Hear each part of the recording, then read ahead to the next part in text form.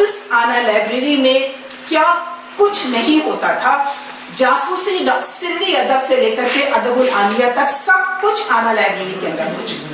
اور میں نے ابن صفی کے جاسوسی ناولز سے لے کر کے اور قرۃ العین حیدر کے آخر شب کے ہم سفر سب کچھ آنا لائبریری سے.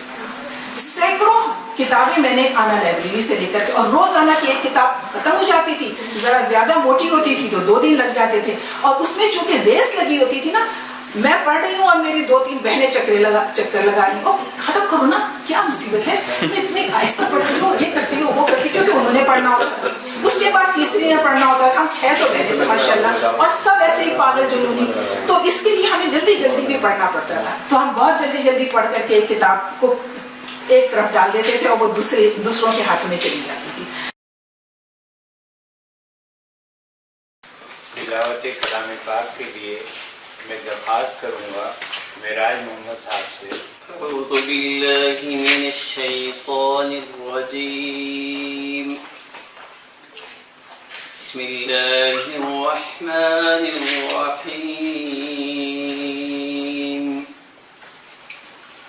والعصر ان الانسان لفی خسر إلا الذين آمنوا وعملوا الصالحات وتواصوا بالحق وتواصوا بالصبر. صدق اللہ العظیم. سب سے پہلے تو میں احمد حاتب صدیقی صاحب علم ادب دائرہ علم ادب کے ہمارے کرتا دھرتا ہیں اور سب سے زیادہ فعال ہیں, تو ان سے گزارش کروں گا کہ وہ آئیں اور کچھ باتیں فرمائیں. ہم نے 2018 سے یہ سلسلہ شروع کر رکھا ہے. کسی وسیع المطالعہ فرد کو ہم بلاتے ہیں, اور یہ جو ہمارے نوجوان ہیں, لکھنے والے نوجوان لکھاری, ان کے سامنے ہم یہ دعوت دیتے ہیں کہ آپ یہ بتائیے کہ بچپن سے, اپنے لڑکپن یا بچپن سے کس طرح مطالعے کا ذوق پیدا ہوا, رغبت کیسے پیدا ہوئی, مطالعہ کس طرح آگے بڑھا, یعنی یہ جو مطالعاتی سفر ہے یہ کس طرح جو ہے پروان چڑھتا رہا. پھر ایک کتاب کے مطالعے سے آپ کے اوپر, آپ کی زندگی پر, آپ کے خیالات پر, احساسات پر, جذبات پر کیا اثرات مرتب ہوئے, کیا تبدیلیاں ہوئیں, یہ آپ کا اپنا مشاہدہ بھی ہوگا.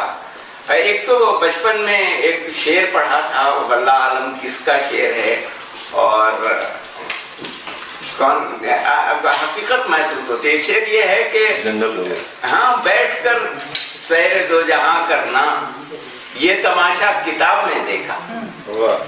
آپ بیٹھے ہوئے ہیں, اس جہاں کی بھی اور اگلے جہاں کی بھی سیر ہو رہی ہے. کتاب کی دنیا ایک بہت ہی عجیب اور انوکھی دنیا ہوتی ہے, اور جب آپ اس دنیا میں داخل ہوتے ہیں تو خود بھی ایک عجیب و غریب شخصیت میں تبدیل ہوتے ہیں. آپ نے کتاب پڑھنے سے پہلے جو کچھ سوچا تھا, ہو سکتا ہے کتاب پڑھنے کے بعد وہ خیالات آپ کے تبدیل ہو جائیں, آپ کی شخصیت ایک نئی شخصیت بن جائے, بہت سی تبدیلیاں آپ کے اندر آ جائیں. اور ویسے بھی جیسے کہ قرآن مجید نے سورہ زمر میں آیت نمبر 9 میں کہا کہ هل يستوي الذين يعلمون والذين لا يعلمون, کہ جو لوگ جانتے ہیں وہ اور جو نہیں جانتے وہ برابر ہو سکتے ہیں. تو پہلے ہم نہیں جانتے تھے, اور پھر اس کے بعد کتاب کے مطالعے سے جو کچھ ہم جان گئے تو ہماری زندگی پہ, ہماری فکر پہ, ہمارے خیالات پہ کیا اثرات پڑے. یہ موضوع ہے اس تقریب کا. یہ آپ بیتی ہے, لیکن یہ آپ بیتی صرف ان واقعات پر مشتمل نہیں ہے جو آپ پر بیتے, بلکہ یہ آپ بیتی کتاب کے حوالے سے ہے, اور اس لیے یہ کتاب بیتی ہے. اس سلسلے میں آج علماً 6ٹھی تقریب ہے. پہلے ہم نے افتخار عارف صاحب کے ساتھ یہ تقریب کی, اس کے بعد فتح محمد ملک صاحب کے ساتھ, اور प्रोफेसर इनायत अली खान के साथ। ये तकारीब इस्लाम आबाद में हुई। मुल्तान में प्रोफेसर हमीद रजा सिद्दीकी के साथ ये तकरीब हुई, और कराची में इससे कबल डॉक्टर मोइनुद्दीन अकील के साथ ये तकरीब हुई है। और आज हम एहसानमंद हैं और शुक्रगुजार हैं। डॉक्टर साहब कल तशरीफ ले जा रही हैं इस्लामाबाद, और जाहिर है कि सफ़र की तैयारियां होती हैं। ऐसे में आपने हमें वक्त दिया और अपना कीमती वक्त हमारे लिए वक्फ किया, तो मैं अपनी तरफ से भी और हाजरीन की तरफ से भी, दायरा इल्म व अदब पाकिस्तान की तरफ से भी डॉक्टर साहब का शुक्रिया अदा करता हूँ, और आप तमाम हाजरीन का शुक्रिया अदा करता हूँ कि इन हालात में आपने ये जहमत फरमाई, और ख़ास तौर पर अता भाई का शुक्रिया कि इन्होंने और इनकी टीम ने यहाँ बहुत ही मुख्तसर अरसे में ये तकरीब जो है उसका बंदोबस्त कर लिया, इंतज़ाम कर लिया। आप सबका बहुत बहुत शुक्रिया। अब मैं दरख्वास्त करूँगा हमारे सरपरस्त जनाब कलीम चगताई भाई से कि वो आएँ और मेहमान का तारुफ करें।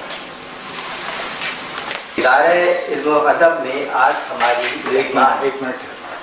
एक ऐसी मोहतरम खातून है जो इल्म और अदब दोनों हवालों से मुमताज़ मकाम रखती हैं। मुताद्दिद इसनाद, एजाज़ात, मनासिब और जिम्मेदारियों का बार उठाए हुए हैं। अपनी तसनीफ करदा 16 कुतुब और दर्जनों मकालात का बार इसके अलावा है। फिर भी तहकीक, तदरीस और तस्नीफ उनके लिए बार खातिर कभी नहीं बनती। ये हैं प्रोफेसर डॉक्टर निगार सज्जाद सईद। मोहतरम डॉक्टर साहबा तारीख़ इस्लाम की प्रोफेसर मुशफ़िक़ उस्ताद हैं।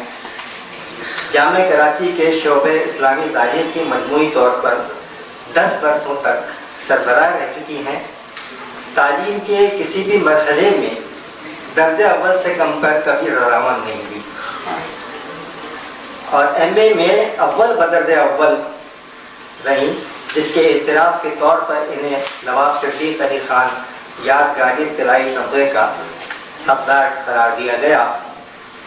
इस्लामी तारीख़ में PhD के अलावा आपने अरबी और फ़ारसी में भी दस्तरस हासिल की, इसके कोर्स किए और इम्तियाजी कामयाबी हासिल की। वज़ारत मज़हबी अमूर हुकूमत पाकिस्तान ने मोहतरम डॉक्टर निगार सज्जाद सईद साहबा की 4 किताबों को सीरत एवार्ड से नवाजा, और जो पहले 3 एवार्ड थे वो मुसलसल 3 साल तक दिए गए। इनकी हमतैलु शख्सियत का एक रुख ये भी है कि वो मुदीरा भी हैं। इनका इल्मी और तहक़ीक़ी जरीदा अल-अय्याम के नाम से बरसों से शाया हो रहा है। वो नाशिर भी हैं, और उनका इदारा किरदास के नाम से मुतअद्दिद इशारती मुतअद्दिद इल्मी और अदबी कुतुब शाया कर चुका है। अदबी मैदान में भी डॉक्टर साहबा की निगारिशात नुमाया हैसियत के हामिल हैं। वो बैक वक्त नस्र और नज़्म दोनों की एक शनावर हैं। उनके अफसानों पर मुश्तमिल 2 मजमूए दस्ते कातिल और यादें हस्ती, बार हस्ती के नाम से मंजर आम पर आ चुकी हैं। इसके अलावा उनकी शेरी निगारिशात भी सवाद शाम से पहले के उन्वान से किताबी रूप धार चुकी हैं। मोहतरम डॉक्टर निगार सज्जाद सईद साहबा का इल्मी और तहक़ीक़ी सफ़र जारी है। हमारी दुआ है कि ये सफ़र उनके लिए दोनों जहानों में दरख्शां कामयाबियाँ लेकर आए। मैं दरख्वास्त करूँगा डॉक्टर साहिबा से कि वो आएँ और अपने मौजूद असल में वाहिद मुतकल्लिम सिगे में बात करना बहुत मुश्किल है, बहुत ही मुश्किल है। यानी ये तो ऐसे ही है कि आप कहें कि पानी में से गुजरो और आप ये कहें कि भीगो भी नहीं। तो अब मैं की तकरार भी हो, मैंने ये किया, मैंने वो किया, ये भी हो, और बंदे का नफ्स मोटा ना हो, یا وہ تھوڑے سے تکبر میں مبتلا نہ ہو جائے تھوڑی دیر کے لیے صحیح، وہ ہلاکت خیز ہوتی ہے یہ بات. تو یہ میرے لیے تو بہت مشکل تھا، لیکن ابو نصر صاحب کی اور ان تمام منتظمین کی جو خواہش تھی اس کا پاس کرنا بہت ضروری تھا، کیونکہ یہ جو ہمارا کتاب کلچر جو تقریباً ختم ہو رہا ہے نوجوان نسل میں، اس نے ان کو پریشان، اس دائرے کے لوگوں کو پریشان کر رکھا ہے کہ ہم کس طریقے سے اس کتاب کلچر کو ریوائیو کر سکتے ہیں. اور اس کے لیے انہوں نے 2 سال سے اس طرح کی تقریبات کا انعقاد شروع کر دیا ہے کہ بہت زیادہ میں بہت زیادہ صاحب مطالعہ تو نہیں ہوں، لیکن ان کی اس سے نظر کہ انہوں نے مجھے یہاں پر، اب یہ میں سوچتی ہوں کہ اگر میں کی تکرار کروں گی تو آپ کو بھی برا لگے گا اور مجھے بھی برا لگے گا، لیکن ہم اس برائی کو اس لیے تھوڑی دیر کے لیے برداشت کر لیں.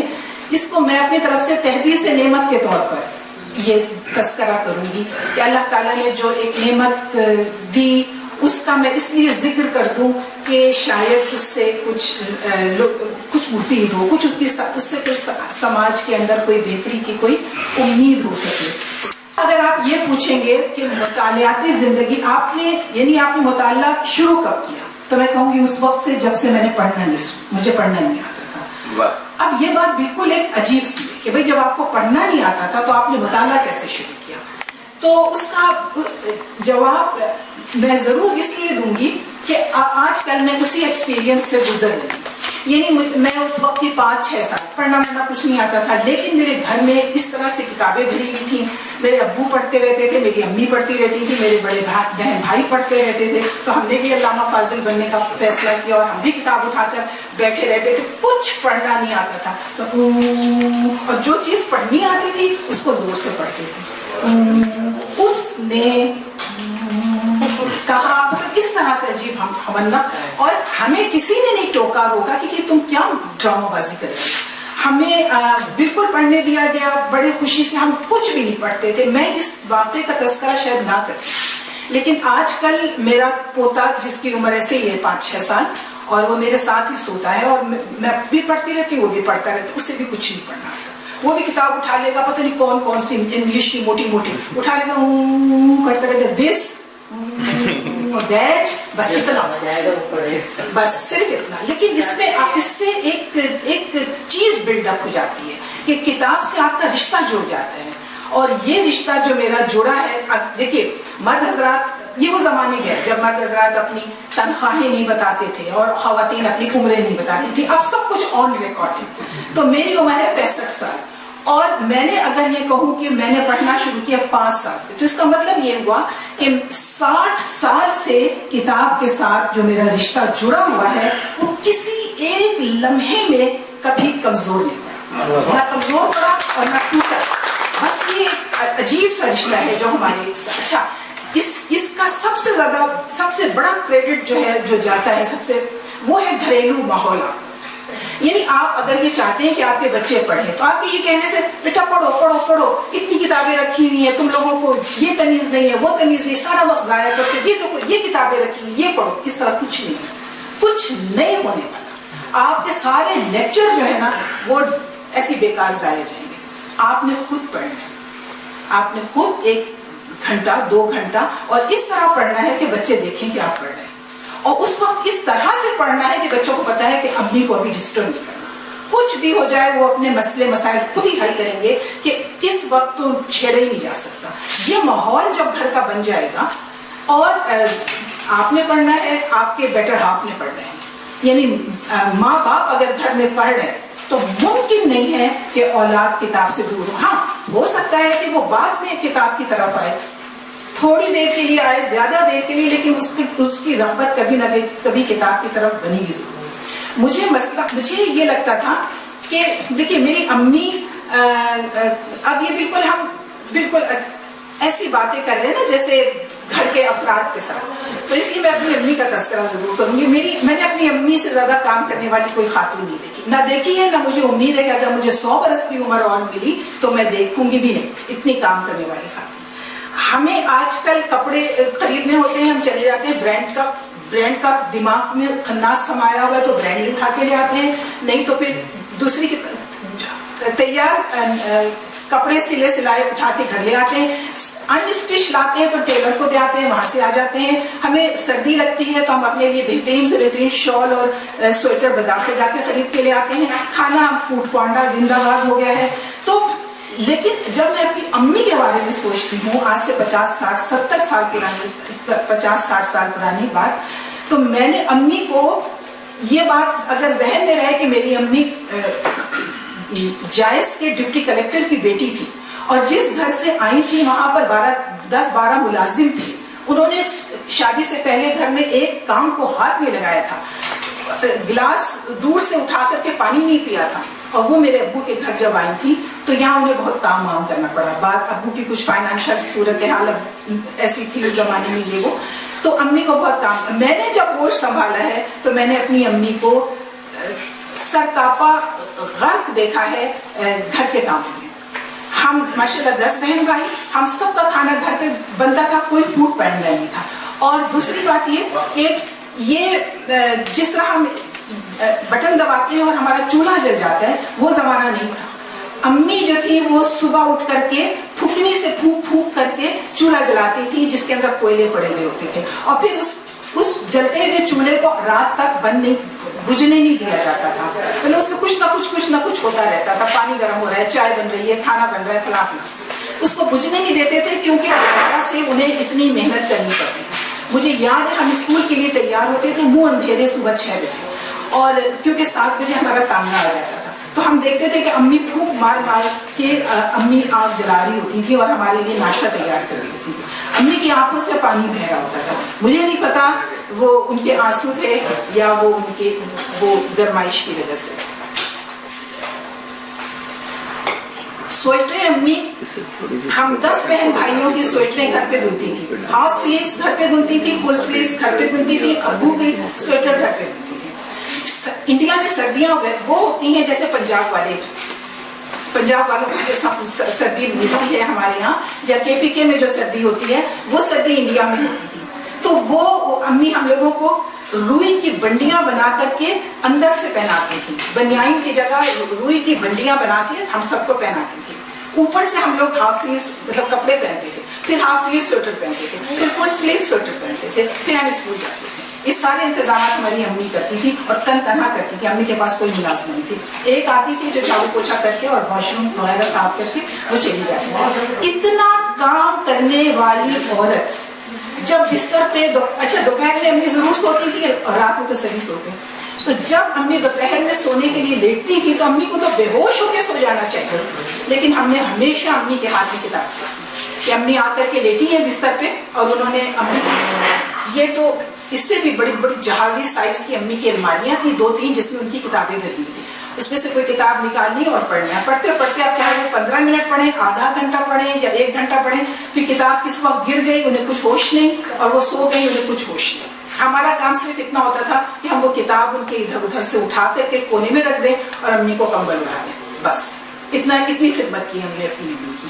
तो ये माहौल था। अब इसका मतलब ये है, हमारे दिमागों में ये आ गया कि इसका मतलब ये है कि आप सारा दिन काम कर कर के चाहे मर ही जाएं, लेकिन किताब कोई एक ऐसी इंपॉर्टेंट चीज है जिसे आप छोड़ नहीं सकते। जैसे आप नमाज नहीं छोड़ सकते, इस तरह से शायद आप किताब भी नहीं छोड़ सकते। यही चीज हमारे दिमाग में, या जैसे आप खाना नहीं छोड़ सकते उसी तरीके से आप किताब नहीं छोड़ सकते। यही चीज हमारे दिमाग में बैठती बचपन से। लिहाजा अगर हम बचपन से ही 5 साल की उम्र में या 6 साल की उम्र में अगर हम किताबों से जुड़ गए थे तो ये इसमें हमारा कोई कमाल है, इसमें कमाल है मेरी अम्मी का, और इसमें जिन्होंने घर का वो माहौल बनाए रखा कि कितना भी बुरा हाल है लेकिन उन्होंने किताब से किनारा नहीं, कभी नहीं किया। और आखिर वक्त तक अम्मी ने आखिर वक्त में तो वो बिल्कुल उनका एक छोटा सा एक बैग तैयार होता था और वो हम बेटियों में से किसी के यहाँ या बहुओं में से किसी के यहाँ चली जाती थी। अब्बू का इंतकाल हो चुका था, तो बस उसके अंदर वो अपनी 1-2 किताबें जिन्होंने उन्होंने पढ़नी होती थी वो होता था, 1-2 जोड़े कपड़े। ये अम्मी का आखिरी जमाने का असासा या सामान था जो वो लिए फिरती थी, एक बेटी से दूसरी बेटी या एक बहू से दूसरी बेटी। लेकिन किताब उसके अंदर इतनी बड़ी सी जो बास्केट होती थी उसके अंदर 1 या 2 किताबें झांक रही थी। ये मुझे लगता है कि कुछ एक तो फिक्री चीज होती होगी, और कुछ जब ये चीज डेवलप हो जाती है तो यकीन जाने ये बिल्कुल एक नशा है। पढ़ना एक ऐसा नशा है जिससे फिर आप जान नहीं छुड़ा सकते। मैंने इसी तरह से किताब पढ़ना शुरू किया। उसके बाद इतना ज्यादा पढ़ने का शौक और जुनून था कि हर चीज पढ़ डाली। यानी एक बंदा होता है ना, आवारा बंदा होता है, इधर भागा जा रहा है, उधर भागा जा रहा है, उसमें मंजिल कोई नहीं है, उसने उधर भी जाना है, उधर भी जाना है। हमारी भी आवारा ख्वानी, जो चीज मिली पढ़ डाली, जो चीज मिली पढ़ डाली, कोर्स की किताबें पढ़ डाली, अफलातून से लेकर के पता नहीं क्या क्या कहाँ तक किसको किसको पढ़ डाला। ये सिलसिला स्कूल के जमाने और कॉलेज के जमाने तक रहा कि बिल्कुल जो मिला पढ़ डाला। उस जमाने में गोश्त आता था, अभी तो प्लास्टिक में आता है, लेकिन उस जमाने में कागज में लिपट कर आता था गोश्त। वो गोश्त जब हम धोने के लिए बैठते थे तो कागज उतारा, अब हम कागज पढ़े और वो गोश्त इधर रखा हुआ और हम कागज में खून आलू कागज वो पढ़े।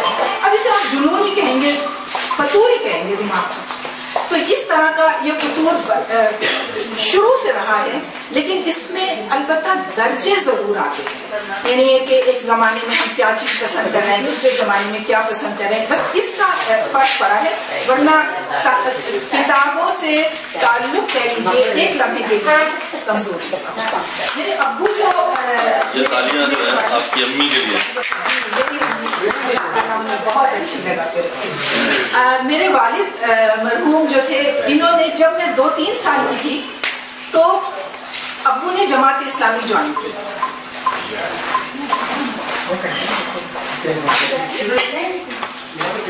अब्बू रुकने जमात थे, अम्मी नहीं थी। अब्बू की रुकने जमात होने की वजह से हमारे घर में सारा जमात इस्लामी लिटरेचर आ गया और अम्मी नहीं थी, लिहाजा अम्मी सारा वो दूसरे तरह का रिसाइल और जराइद और नॉवेल और अफसाने और पता नहीं क्या क्या कुछ आ रहा है। तो हमें ये भी पढ़ने का मौका मिला और वो भी पढ़ने का, इसलिए हमने किसी चीज को भी रिस्ट्रिक्ट नहीं किया, यानी जो कुछ मिला वो पढ़ा। स्कूल के ज़माने में ऐसी सहेलियां मुझे मिल गई जिन्हें पढ़ने वढ़ने का बड़ा शौक था, तो हम किताबें ले लेते थे, एक ने ले ली, अब वो फिर ग्रुप के अंदर गर्दिश कर रही है। यही सूरत हाल कॉलेज में रही। कॉलेज तक आते आते मेरी बिल्कुल जिसे कहते हैं ना आवारा ख्वानी वही रही, जो मिला वो पढ़ लिया। और अब ये जो मिला और पढ़ लिया में एक और किरदार है आना लाइब्रेरी का। मुझे नहीं मालूम, मुझे तो अपनी उम्र का कोई शख्स यहाँ नजर नहीं आ रहा, सब मुझसे छोटे छोटे।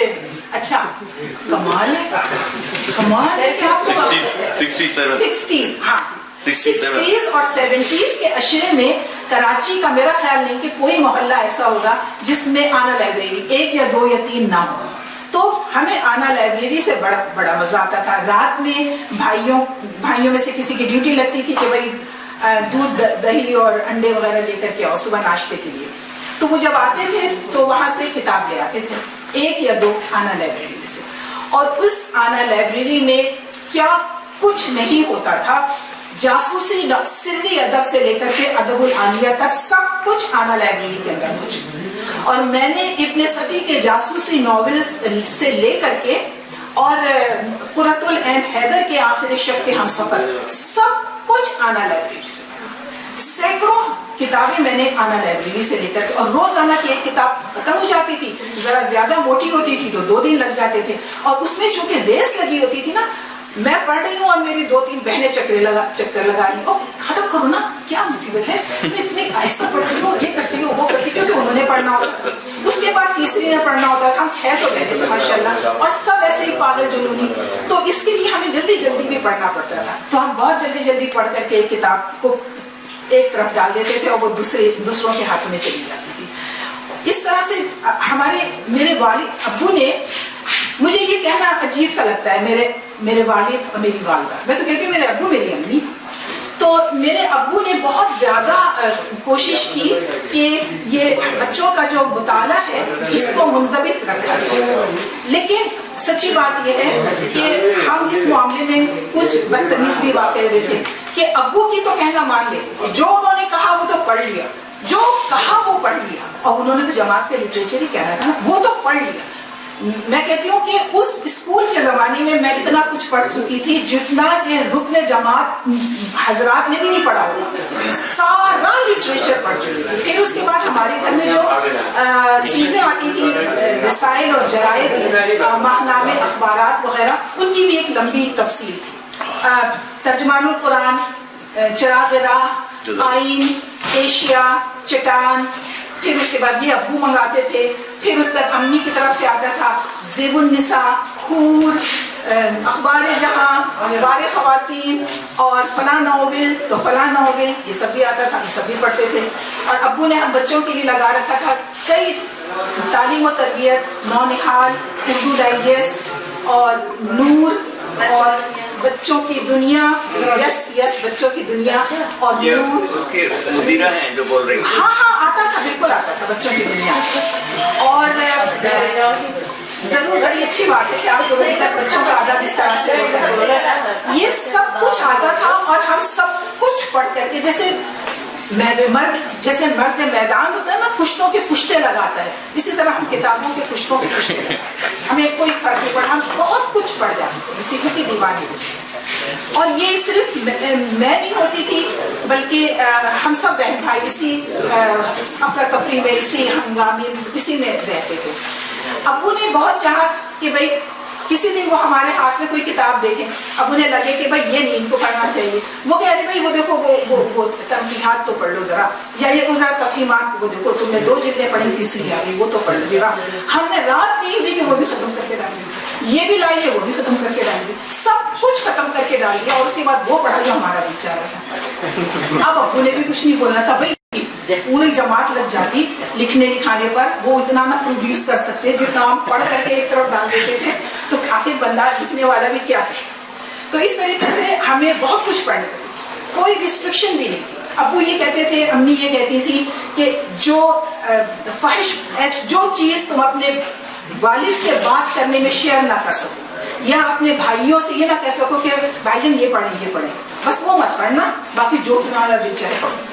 تو ہم ظاہر ہے شروع سے ہی ہم سمجھ گئے تھے کہ ہمیں کیا نہیں پڑھنا چاہیے، جس کے بارے میں ہم ابو کو نہ بتا سکیں کہ ابو میں نے فلاں کتاب پڑھی تھی. ہم اگر اے آر خاتون کے ناول پڑھتے تھے تو ہم ابو کو بتاتے تھے کہ ہم نے اے آر خاتون کا ناول پڑھا. ابو کچھ نہیں کہتے تھے، لیکن ہمیں معلوم تھا کہ ہمیں کب ڈانٹ پڑ سکتی ہے اور کس کتاب پہ پڑھ سکتی ہے. اس سے ہم ذرا دور ہی رہے. بہت بعد میں، شادی والی کے بعد، جب ابو کا زور، بغیر پڑھے کیسے معلوم ہو جاتا؟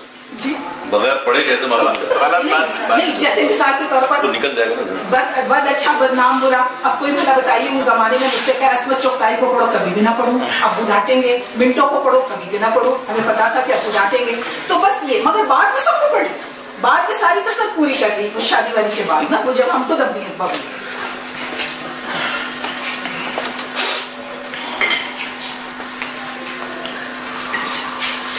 سہیل صاحب آئے ہیں تو آپ ان سے مل لیجیے گا. میں صرف یہ کہنا چاہتی ہوں، بالکل میں، اگر آپ چاہیں تو ان سے ان کے پاس بھی جا سکتے. جی ضرور.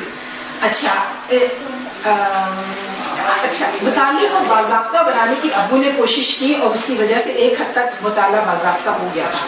میں جس زمانے میں بطول میں لکھا، میں نے جسارت سے لکھا.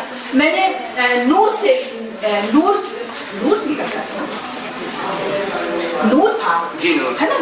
نور میں میری پہلی کہانی چھپی تھی پھول کی فریاد. اس وقت میری عمر ایسی رہی ہوگی 11-12 سال. جب وہ کہانی چھپی تو امی ابو نے تو بڑی شاباشی دی اور بھائیوں نے بڑے مذاق اڑایا، لو پھول بھی کوئی فریاد کرتا ہے، پھر وہ پھول توڑ کر ہے، پھول ذرا تم فریاد تو کرنا. یعنی سارا دن میرا مذاق کرتا رہا. لیکن امی نے کہا تم اپنے بھائیوں کی مت سنو، اب تم جس طرح لکھ رہی ہو لکھتی ہو. پھر اس کے بعد میں لکھتی رہی. میرا انشائیہ، پھر اس کے بعد انشائیہ اور مضامین جسارت میں چھپنے لگے. اس کے بعد میرا افسانہ جو تھے ابتدائی افسانے بطول میں چھپنے لگے. اور اس طرح سے پھر میری جو گاڑی چلی ہے تو یہ گاڑی پھر چلتی ہی چلتی ہے اور آج تک یہی سلسلہ ہے. میرے مطالعے کو باضابطہ رکھنے میں ایک تو میرے ابو کی کوششیں تھیں کہ بھائی ان سے ہم ڈرتے تھے، اور دوسرا ایک تھے ڈاکٹر پروفیسر فروغ احمد صاحب تھے.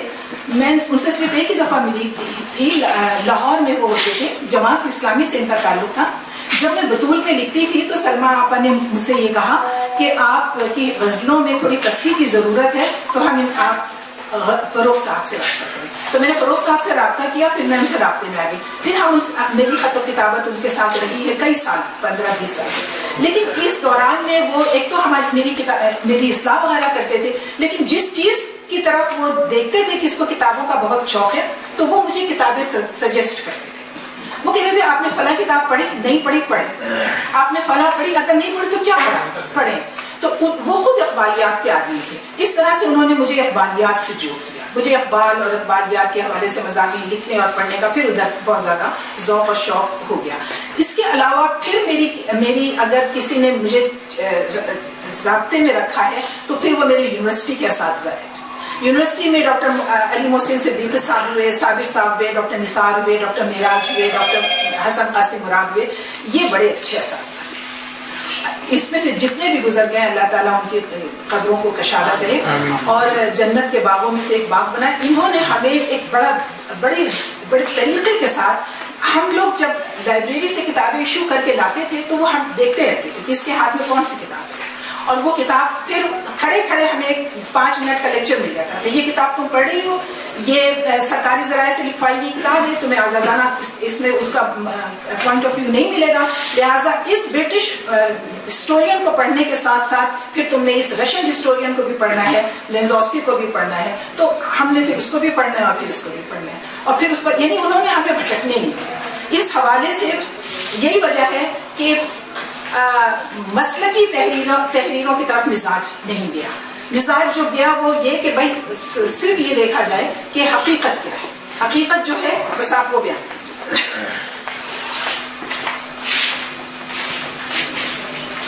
اچھا, یہ نشست بعد ڈاکٹر صاحب سے آپ سوال جواب بھی کر سکیں گے؟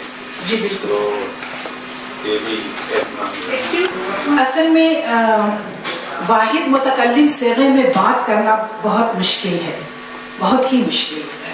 یعنی یہ تو ایسے ہی ہے کہ آپ کہیں کہ پانی میں سے گزرو اور آپ یہ کہیں کہ بھیگو بھی نہیں. تو اب میں کی تکرار بھی ہو, میں نے یہ کیا, میں نے وہ کیا, یہ بھی ہو, اور بندے کا نفس موٹا نہ ہو, یا وہ تھوڑے سے تکبر میں مبتلا نہ ہو جائے تھوڑی دیر کے لیے صحیح, وہ ہلاکت خیز ہوتی ہے یہ بات.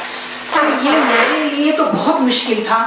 لیکن ابو نصر صاحب کی اور ان تمام منتظمین کی جو خواہش تھی اس کا پاس کرنا بہت ضروری تھا, کیونکہ یہ جو ہمارا کتاب کلچر جو تقریباً ختم ہو رہا ہے نوجوان نسل میں, اس نے ان کو پریشان, اس دائرے کے لوگوں کو پریشان کر رکھا ہے کہ ہم کس طریقے سے اس کتاب کلچر کو ریوائیو کر سکتے ہیں. اور اس کے لیے انہوں نے 2 سال سے اس طرح کی تقریبات کا انعقاد شروع کر دیا ہے کہ بہت زیادہ میں بہت زیادہ صاحب مطالعہ تو نہیں ہوں, لیکن ان کی اس سے نظر کہ انہوں نے مجھے یہاں پر, اب یہ میں سوچتی ہوں کہ اگر میں کی تکرار کروں گی تو آپ کو بھی برا لگے گا اور مجھے بھی برا لگے گا. لیکن ہم اس برائی کو اس لیے تھوڑی دیر کے لیے برداشت کر لیں, اس کو میں اپنی طرف سے تحدیث نعمت کے طور پر یہ تذکرہ کروں گی کہ اللہ تعالیٰ نے جو ایک نعمت دی اس کا میں اس لیے ذکر کر دوں کہ شاید اس سے کچھ مفید ہو, کچھ اس سے کچھ سماج کے اندر کوئی بہتری کی کوئی امید ہو سکے. اگر آپ یہ پوچھیں گے کہ مطالعاتی زندگی آپ نے مطالعہ شروع کب کیا, تو میں کہوں گی اس وقت سے جب سے میں نے مجھے پڑھنا نہیں آتا تھا. اب یہ بات بالکل ایک عجیب سی ہے کہ بھئی جب آپ کو پڑھنا نہیں آتا تھا تو آپ نے مطالعہ کیسے شروع کیا؟ تو اس کا جواب میں ضرور اس لیے دوں گی کہ آج کل میں اسی ایکسپیرینس سے گزر رہی ہوں. یعنی میں اس وقت کی 5-6 سال پڑھنا کچھ نہیں آتا تھا, لیکن میرے گھر میں اس طرح سے کتابیں بھری ہوئی تھیں. میرے ابو پڑھتے رہتے تھے, میری امی پڑھتی رہتی تھی, میرے بڑے بہن بھائی پڑھتے رہتے تھے. تو ہم نے بھی علامہ فاضل بننے کا فیصلہ کیا اور ہم بھی کتاب اٹھا کر بیٹھے رہتے تھے. کچھ پڑھنا نہیں آتا تھا, اور جو چیز پڑھنی آتی تھی اس کو زور سے پڑھتے تھے. اس نے کہا, مطلب اس طرح سے عجیب ہم اور ہمیں کسی نے نہیں ٹوکا روکا کہ تم کیا ڈرامہ بازی کر رہی. ہمیں بالکل پڑھنے دیا گیا, بڑے خوشی سے. ہم کچھ بھی نہیں پڑھتے تھے. میں اس واقعے کا تذکرہ شاید نہ کرتی, لیکن آج کل میرا پوتا جس کی عمر ایسے ہی ہے 5-6 سال, اور وہ میرے ساتھ ہی سوتا ہے, اور میں بھی پڑھتی رہتی ہوں, وہ بھی پڑھتا رہتا. اسے بھی کچھ نہیں پڑھنا آتا. وہ بھی کتاب اٹھا لے گا, پتہ نہیں کون سی انگلش کی موٹی اٹھا لے گا, کرتا رہے گا, دس दैट, बस इतना, बस सिर्फ इतना। लेकिन इसमें इससे एक चीज बिल्डअप हो जाती है कि किताब से आपका रिश्ता जुड़ जाता है। और ये रिश्ता जो मेरा जुड़ा है, अब देखिए मर्द हजरात, ये वो जमाने गए जब मर्द हजरात अपनी तनख्वाहें नहीं बताते थे और खवातीन अपनी उम्रें नहीं बताती थी। अब सब कुछ ऑन रिकॉर्ड है। तो मेरी उम्र है 65 साल और मैंने अगर ये कहूँ कि मैंने पढ़ना शुरू किया 5 साल से, तो इसका मतलब ये हुआ कि 60 साल से किताब के साथ जो मेरा रिश्ता जुड़ा हुआ है वो किसी एक लम्हे में कभी कमजोर नहीं पड़ा, ना कमजोर पड़ा और ना टूटा। बस ये अजीब सा रिश्ता है जो हमारे। अच्छा, इसका सबसे बड़ा क्रेडिट जो है, जो जाता है सबसे, वो है घरेलू माहौल। यानी आप अगर ये चाहते हैं कि आपके बच्चे पढ़े, तो आपके ये कहने से बेटा पढ़ो पढ़ो पढ़ो, इतनी किताबें रखी हुई हैं, तुम लोगों को ये तमीज नहीं है, वो तमीज नहीं, सारा वक्त जाया करके ये किताबें रखी हुई, ये पढ़ो, इस तरह कुछ नहीं है, कुछ नहीं होने वाला। आपके सारे लेक्चर जो है ना वो ऐसी बेकार जाया जाएंगे। आपने खुद पढ़ना है, आपने खुद 1 घंटा 2 घंटा और इस तरह पढ़ना है कि बच्चे देखें कि आप पढ़ रहे हैं। और उस वक्त इस तरह से पढ़ना है कि बच्चों को पता है कि अम्मी को अभी डिस्टर्ब नहीं करना, कुछ भी हो जाए वो अपने मसले मसाइल खुद ही हल करेंगे कि इस वक्त तो छेड़ा ही नहीं जा सकता। ये माहौल जब घर का बन जाएगा और आपने पढ़ना है, आपके बेटर हाफ ने पढ़ना है, यानी माँ बाप अगर घर में पढ़ रहे हैं तो मुमकिन नहीं है कि औलाद किताब से दूर हो। हाँ, हो सकता है कि वो बाद में किताब की तरफ आए, थोड़ी देर के लिए आए, ज्यादा देर के लिए, लेकिन उसकी रग़बत कभी ना कभी किताब की तरफ बनेगी जरूर। मुझे ये लगता था कि देखिए मेरी अम्मी, अब ये हम बिल्कुल ऐसी बातें कर रहे हैं ना जैसे घर के अफराद के साथ, तो इसलिए मैं अपनी अम्मी का तस्करा जरूर करूंगी। मैंने अपनी अम्मी से ज्यादा काम करने वाली कोई खातून नहीं देखी है, ना मुझे उम्मीद है कि अगर मुझे 100 बरस की उम्र और मिली तो मैं देखूंगी भी नहीं इतनी काम करने वाली खातून। हमें आजकल कपड़े खरीदने होते हैं, हम चले जाते हैं ब्रांड का दिमाग में खन्नास समाया हुआ है तो ब्रांड उठा के ले आते हैं, नहीं तो फिर दूसरी तैयार कपड़े सिलाए उठा के घर ले आते हैं, अनस्टिच लाते हैं तो टेलर को दे आते हैं, वहां से आ जाते हैं। हमें सर्दी लगती है तो हम अपने लिए बेहतरीन से बेहतरीन शॉल और स्वेटर बाजार से जाकर खरीद के ले आते हैं। खाना, हम फूड पांडा जिंदाबाद हो गया है। तो लेकिन जब मैं अपनी अम्मी के बारे में सोचती हूँ, आज से 50-60 70 साल पुरानी, 50-60 साल पुरानी बात, तो मैंने अम्मी को ये बात अगर जहन में रहे कि मेरी अम्मी जायस के डिप्टी कलेक्टर की बेटी थी और जिस घर से आई थी वहां पर 10-12 मुलाजिम थे, उन्होंने शादी से पहले घर में एक काम को हाथ नहीं लगाया था, गिलास दूर से उठा करके पानी नहीं पिया था। और वो मेरे अब्बू के घर जब आई थी तो यहाँ उन्हें बहुत काम वाम करना पड़ा। बात अब्बू की कुछ फाइनेंशियल सूरत हाल ऐसी थी उस जमाने में, ये वो, तो अम्मी को बहुत काम। मैंने जब होश संभाला है तो मैंने अपनी अम्मी को सरतापा गर्क देखा है घर के कामों में। हम माशाल्लाह 10 बहन भाई, हम सब का खाना घर पे बनता था, कोई फूड पैंडा नहीं था। और दूसरी बात ये जिस तरह हम बटन दबाते हैं और हमारा चूल्हा जल जाता है, वो जमाना नहीं था। अम्मी जो थी वो सुबह उठ करके फूकनी से फूक करके चूल्हा जलाती थी जिसके अंदर कोयले पड़े हुए होते थे, और फिर उस जलते हुए चूल्हे को रात तक बुझने नहीं दिया जाता था। मतलब उसमें कुछ ना कुछ होता रहता था, पानी गर्म हो रहा है, चाय बन रही है, खाना बन रहा है, फलाना, उसको बुझने नहीं देते थे क्योंकि दोबारा से उन्हें इतनी मेहनत करनी पड़ती थी। मुझे याद है हम स्कूल के लिए तैयार होते थे मुंह अंधेरे सुबह 6 बजे, और क्योंकि 7 बजे हमारा तांगा आ जाता था, तो हम देखते थे कि अम्मी फूंक मार के अम्मी आग जला रही होती थी और हमारे लिए नाश्ता तैयार कर रही होती थी। अम्मी की आंखों से पानी बह रहा होता था, मुझे नहीं पता वो उनके आंसू थे या वो गरमाइश की वजह से।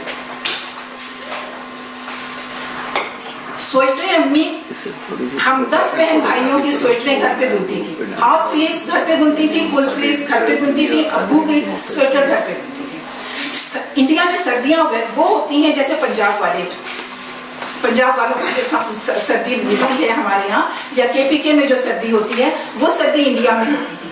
तो वो अम्मी हम लोगों को रुई की बंडियां बना करके अंदर से पहनाती थी, बनियाइन की जगह रुई की बंडियां बना के हम सबको पहनाती थी। اوپر سے ہم لوگ ہاف سلیو مطلب کپڑے پہنتے تھے، پھر ہاف سلیو سویٹر پہنتے تھے، پھر فل سلیو سویٹر پہنتے تھے، پھر ہم اسکول جاتے تھے. یہ سارے انتظامات ہماری امی کرتی تھی اور تنہا کرتی تھی. امی کے پاس کوئی ملازم نہیں تھی. ایک آتی تھی جو جھاڑو پوچھا کر کے اور واش روم وغیرہ صاف کر کے وہ چلی جاتی تھی. اتنا کام کرنے والی عورت جب بستر پہ اچھا دوپہر میں امی ضرور سوتی تھی اور رات میں تو سبھی سوتے.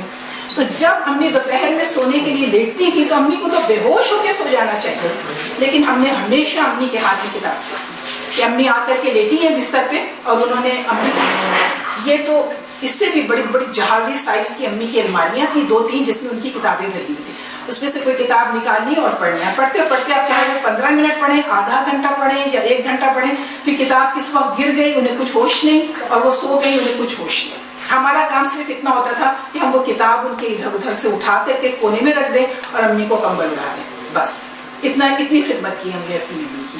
تو یہ ماحول تھا. اب اس کا مطلب یہ ہے ہمارے دماغوں میں یہ آ گیا کہ اس کا مطلب یہ ہے کہ آپ سارا دن کام کر کر کے چاہے مر ہی جائیں لیکن کتاب کوئی ایک ایسی امپورٹنٹ چیز ہے جسے آپ چھوڑ نہیں سکتے.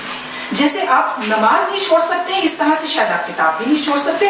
یہی چیز ہمارے دماغ میں، یا جیسے آپ کھانا نہیں چھوڑ سکتے اسی طریقے سے آپ کتاب نہیں چھوڑ سکتے. یہی چیز ہمارے دماغ میں بیٹھتی بچپن سے. لہٰذا اگر ہم بچپن سے ہی 5 سال کی عمر میں یا 6 سال کی عمر میں اگر ہم کتابوں سے جڑ گئے تھے تو یہ اس میں ہمارا کوئی کمال نہیں. اس میں کمال ہے میری امی کا، اور اس میں جنہوں نے گھر کا وہ ماحول بنائے رکھا کہ کتنا بھی برا حال ہے لیکن انہوں نے کتاب سے کنارہ نہیں کبھی نہیں کیا. اور آخر وقت تک امی نے آخر وقت میں تو وہ بالکل ان کا ایک چھوٹا سا ایک بیگ تیار ہوتا تھا اور وہ ہم بیٹیوں میں سے کسی کے ہاں یا بہوؤں میں سے کسی کے ہاں چلی جاتی تھی. ابو کا انتقال ہو چکا تھا تو بس اس کے اندر وہ اپنی 1-2 کتابیں جنہوں نے پڑھنی ہوتی تھی وہ ہوتا تھا. 1-2 جوڑے کپڑے. یہ امی کا آخری زمانے کا اثاثہ یا سامان تھا جو وہ لیے پھرتی تھی ایک بیٹی سے دوسری بیٹی یا ایک بہو سے دوسری بہو کے گھر.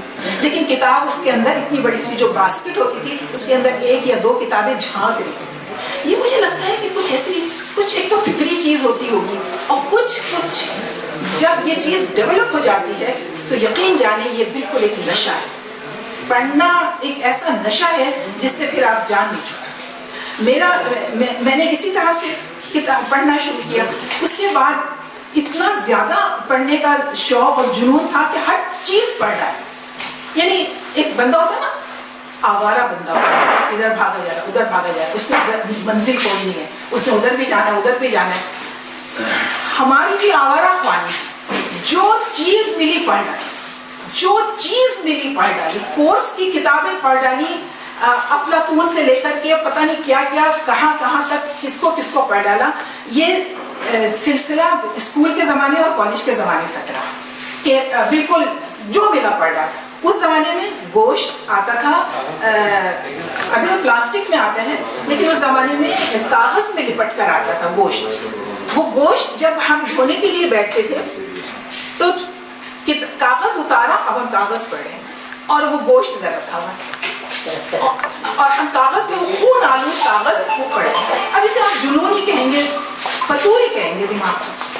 تو اس طرح کا یہ فطور شروع سے رہا ہے لیکن اس میں البتہ درجے ضرور آتے ہیں. یعنی کہ ایک زمانے میں ہم کیا چیز پسند کر رہے ہیں، دوسرے زمانے میں کیا پسند کر رہے ہیں، بس اس کا فرق پڑا ہے. ورنہ کتابوں سے تعلق کہہ لیجیے ایک لمحے کے لیے کمزور ہے. میرے والد مرحوم جو تھے انہوں نے جب میں 2-3 سال کی تھی تو ابو نے جماعت اسلامی جوائن کی.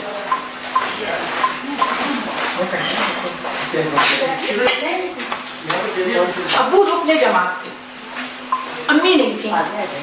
ابو کی رکن جماعت ہونے کی وجہ سے ہمارے گھر میں سارا جماعت اسلامی کا لٹریچر آ گیا اور امی نہیں تھی لہذا امی سارا وہ دوسرے طرح کا رسائل اور جرائد اور ناول اور افسانے اور پتہ نہیں کیا کچھ آ رہا ہے. تو ہمیں یہ بھی پڑھنے کا موقع ملا اور وہ بھی پڑھنے کا. اس لیے ہم نے کسی چیز کو بھی ریسٹرکٹ نہیں کیا، یعنی جو کچھ ملا وہ پڑھا. اسکول کے زمانے میں ایسی سہیلیاں مجھے مل گئیں جنہیں پڑھنے وڑھنے کا بڑا شوق تھا تو ہم کتابیں لے لیتے تھے. ایک نے لے لی، اب وہ پھر گروپ کے اندر گردش کر رہی ہے. यही सूरत हाल कॉलेज में रही। कॉलेज तक आते आते मेरी बिल्कुल जिसे कहते हैं ना आवारा ख्वाली वही रही, जो मिला वो पढ़ लिया। और अब ये जो मिला और पढ़ लिया में एक और किरदार है आना लाइब्रेरी का।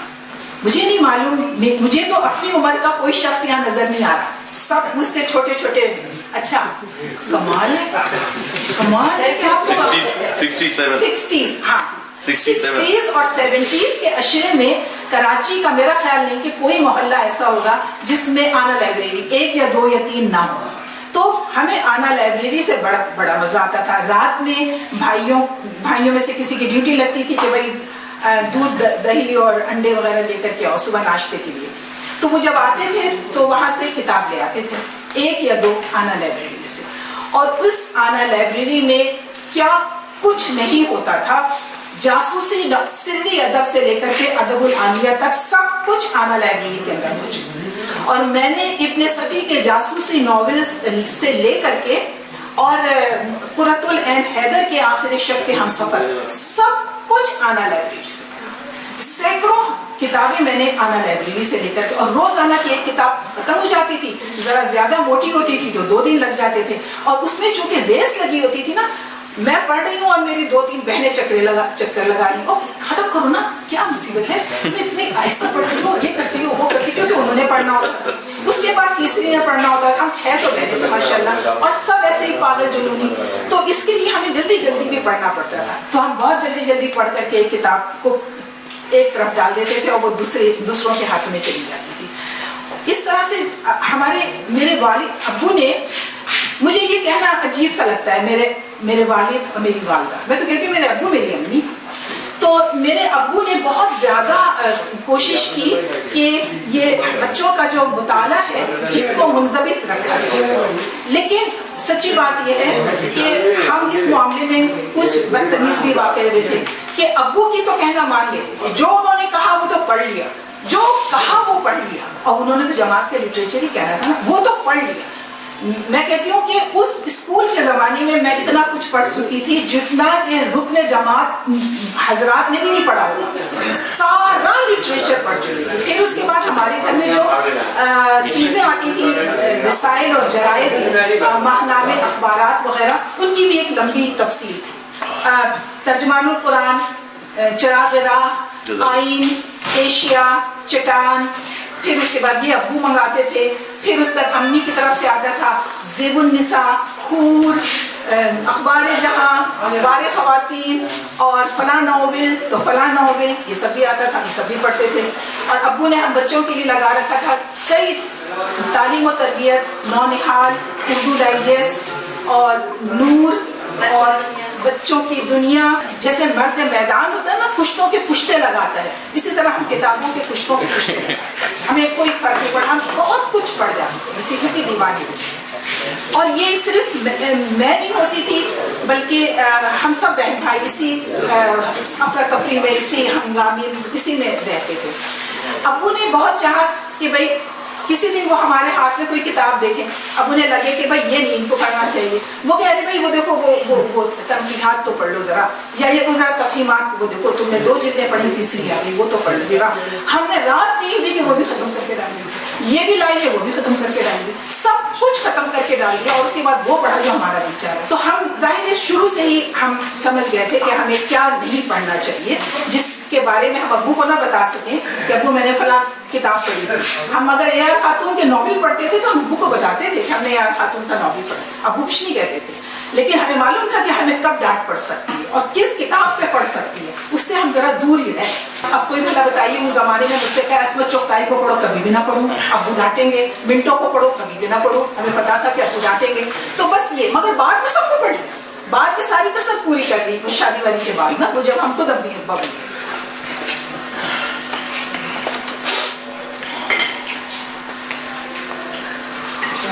अच्छा, मुताले को बाज़ाब्ता बनाने की अब्बू ने कोशिश की और उसकी वजह से एक हद तक मुताला बाज़ाब्ता हो गया था। मैं जिस ज़माने में बतूल में लिखा, मैंने जसारत से लिखा, मैंने नूर से, नूर नहीं करता था, नूर था जी, नूर है ना, नूर में मेरी पहली कहानी छपी थी फूल की फरियाद।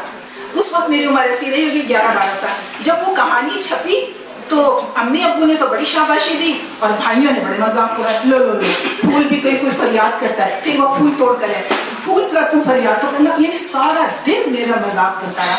لیکن امی نے کہا تم اپنے بھائیوں کی مت سنو, اور تم جس طرح لکھ رہی ہو لکھتی ہو. پھر اس کے بعد میں لکھتی رہی, میرا انشائیہ, پھر اس کے بعد انشائیہ اور مضامین جسارت میں چھپنے لگے.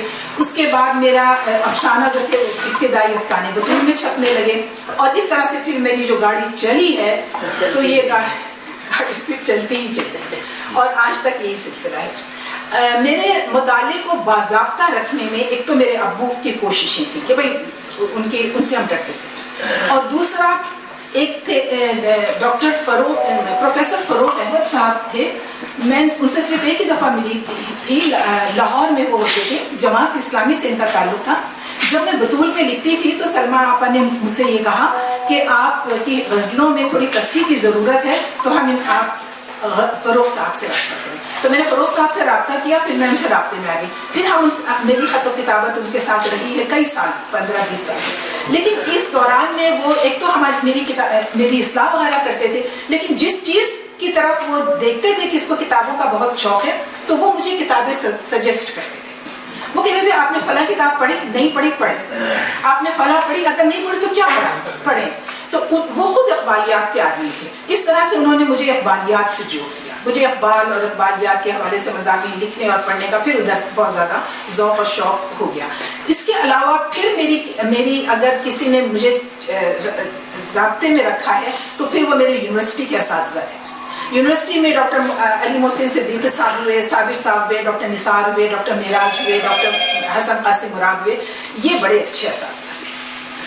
اس میں سے جتنے بھی گزر گئے اللہ تعالیٰ ان کی قدروں کو کشادہ کرے اور جنت کے باغوں میں سے ایک باغ بنائے. انہوں نے ہمیں ایک بڑے طریقے کے ساتھ, ہم لوگ جب لائبریری سے کتابیں ایشو کر کے لاتے تھے تو وہ ہم دیکھتے رہتے تھے کہ اس کے ہاتھ میں کون سی کتاب ہے, اور وہ کتاب پھر کھڑے کھڑے ہمیں 5 منٹ کا لیکچر مل جاتا تھا. یہ کتاب تم پڑھ رہی ہو, یہ سرکاری ذرائع سے لکھوائی گئی کتاب ہے, تمہیں آزادانہ اس میں اس کا پوائنٹ آف ویو نہیں ملے گا, لہٰذا اس برٹش ہسٹورین کو پڑھنے کے ساتھ ساتھ پھر تم نے اس رشین ہسٹورین کو بھی پڑھنا ہے, لینزوسکی کو بھی پڑھنا ہے. تو ہم نے پھر اس کو بھی پڑھنا ہے اور پھر اس کو بھی پڑھنا ہے, اور پھر اس پر یعنی انہوں نے ہمیں بھٹکنے نہیں دیا. اس حوالے سے یہی وجہ ہے کہ مسلکی تحریروں کی طرف مزاج نہیں گیا.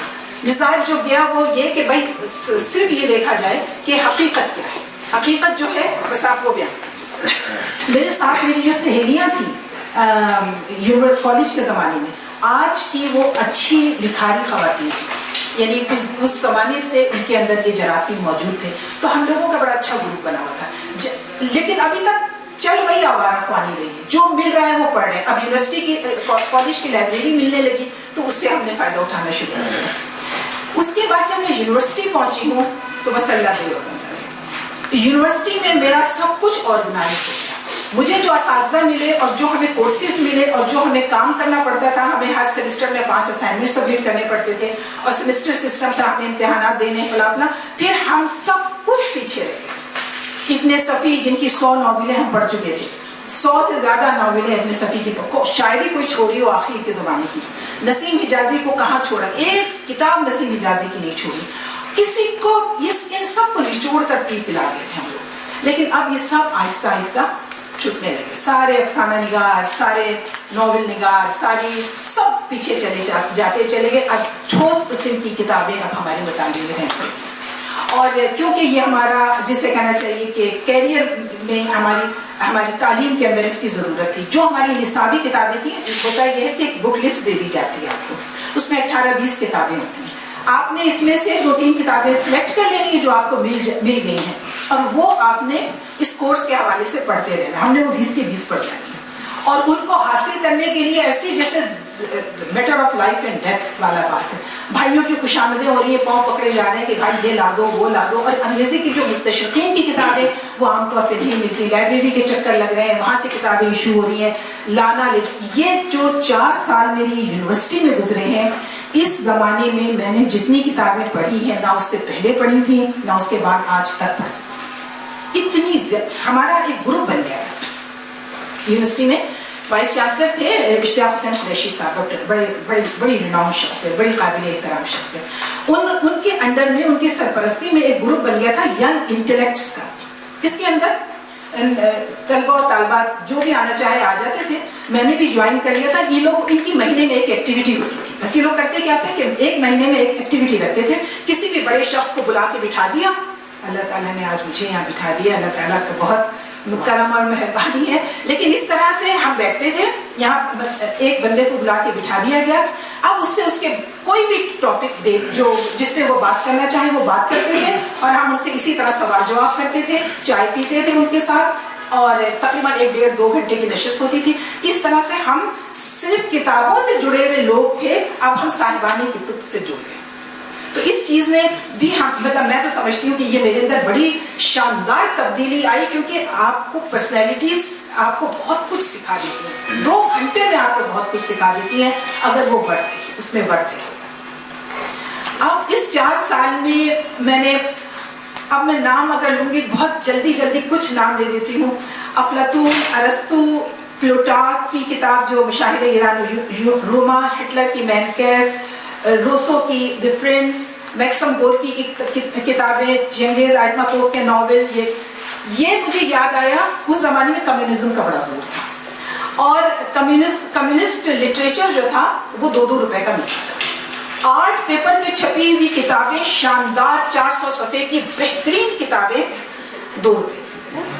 और मुझे याद है ये चूंकि मिशनरी होता था ना, एक मिशनरी जज्बे के साथ, तो मिशनरी में तो फिर यही होता है कि आप कीमतें कम से कम रखते हैं। और हमारे ज़माने में जब हम यूनिवर्सिटी में थे तो एक जहाज़ आया था, उस जहाज़ का नाम था, शिप था, उसका नाम था लोगोस आकर के केवाड़ी पे लग गया। अब उसके बाद सब लोग जा रहे हैं और वहाँ से किताबें खरीद रहे हैं, इतनी सस्ती किताबें, क्योंकि उन्होंने अपना लिटरेचर बेचना होता था ना।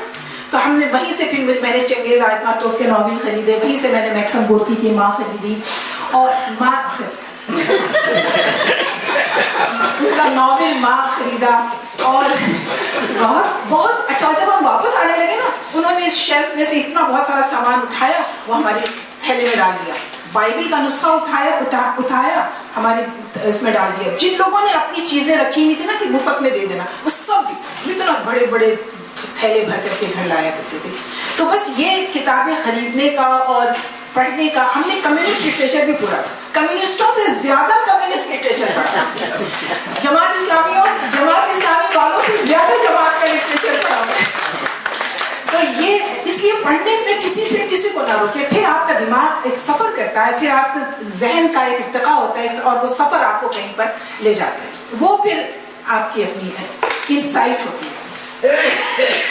जब यूनिवर्सिटी में हम गए तो असातिज़ा, मेरे एक उस्ताद थे, वो सारे जो मुतक़द्दिमीन मुअर्रिख़ीन थे, तबरी हो गए, मसूदी हो गए, इब्न कसीर हो गए, इब्न असीर हो गए, इब्न खलदून हो गए, वो इनसे पढ़ाते थे। मोहसिन साहब वो मुस्तशरिक़ीन को ठीक ठाक बुरा भला कहते थे, और कहते थे किसी काबिल नहीं, इनके इन जुहला की कोई किताब पढ़ने की जरूरत नहीं है, ये लिखा गया है, ये पढ़ो, ये देखो इब्न कसीर में क्या लिखा है, ये देखो इब्न असीर में क्या लिखा है, ये चीज तो ना तबरी से मिलेगी, फलां इब्न खलदून को देखो, ये वो।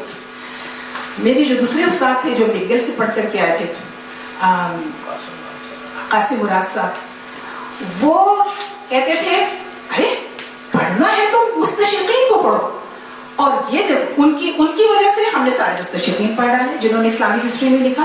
सर मोहसिन साहब की वजह से हमने सारे मुतक़द्दिमीन, जैसे अम्मी अब्बू का चक्कर था ना, अब्बू की वजह से जमात का लिटरेचर पढ़ लिया, अम्मी की वजह से सारी दुनिया भर की बाप उसे वो पढ़ लिया, और इधर आकर के एक उस्ताद की वजह से सारे मुतक़द्दिमीन मुअर्रिख़ीन पढ़ लिए, दूसरे उस्ताद की वजह से सारे मुस्तशरिक़ीन पढ़ लिए। तो इस तरीके से जहन ज्यादा कुशादा हुआ, ज्यादा आपका विजन वाइड हुआ, आप कुएं के मेंढक नहीं बने, आपको सब कुछ पता चल रहा है। तो ये चीज, ये वर्सटाइलिटी जो है आपके लिटरेचर के अंदर आनी चाहिए, ये फिर आपको एक मंजिल तक पहुंचाती है।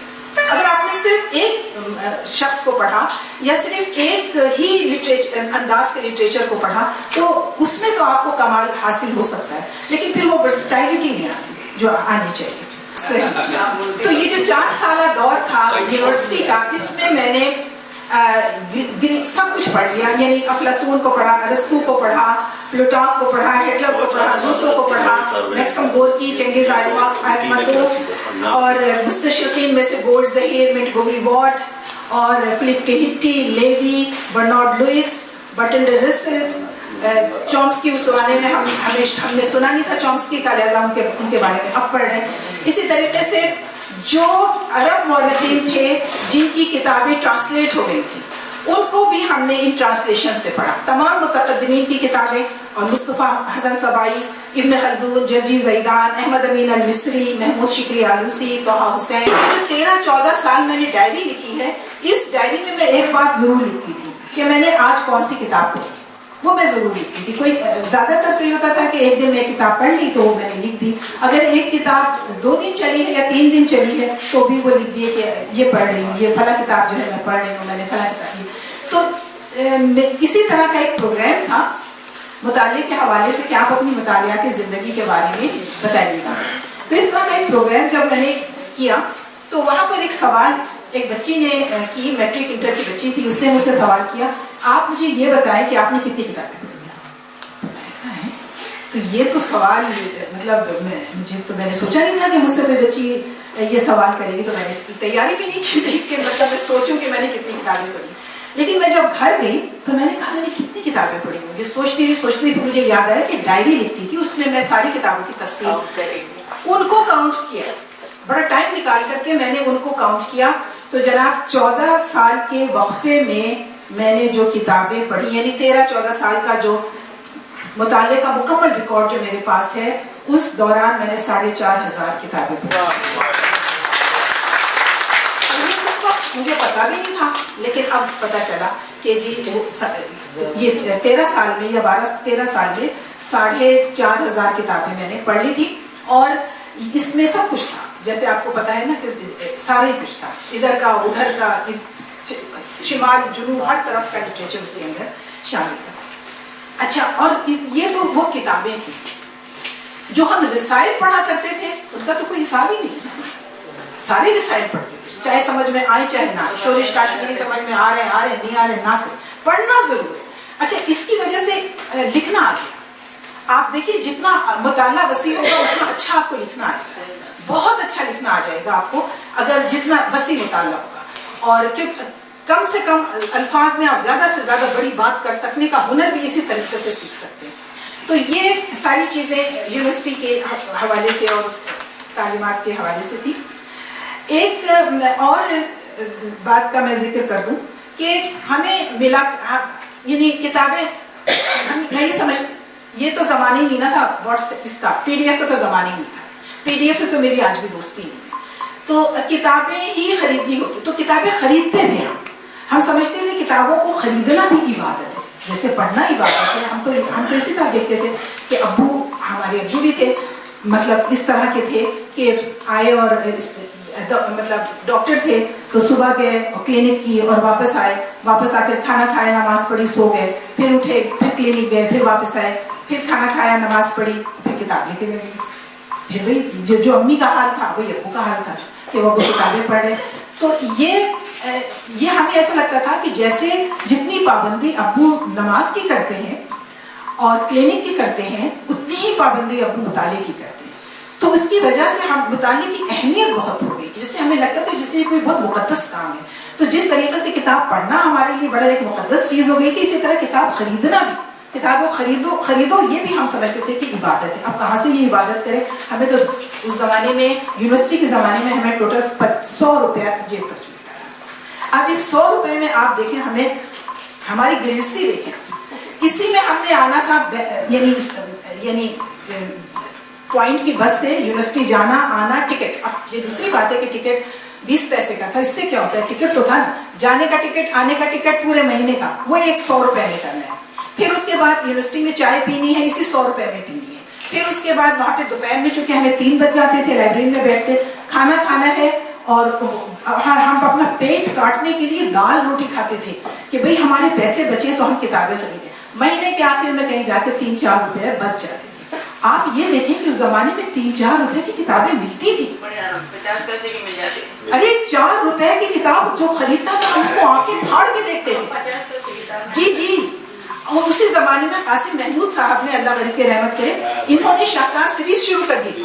ارے وہ تو 1-1 روپے میں مل رہی ہے آپ کو. میں نے بہت سارا لٹریچر ان کی یہ شاہکار سیریز سے لے کر کے پڑھا ہے. سنجیدہ بھی پڑھا ہے, شیکسپیئر کو بھی اسی وہیں سے پڑھا ہے, جین آئر اور شیکسپیئر کے ڈرامے, میکبیتھ, بلکہ جمیلہ ہاشمی کا بھی ناول, پتہ نہیں کیا جو سیریز چھپ جاتی تھی, مطلب سیریز میں جو کتابیں چھپ گئی ہیں, اور چونکہ وہ 1 روپے یا 1.5 روپے کی گروپ نے خرید لیا اور گروپ میں گردش کر لی, لہٰذا ہم نے اس سے استفادہ کر لیا. اور جو میں نے خریدی وہ آج بھی بائنڈڈ شکل میں میری اپنی لائبریری کے اندر موجود ہے.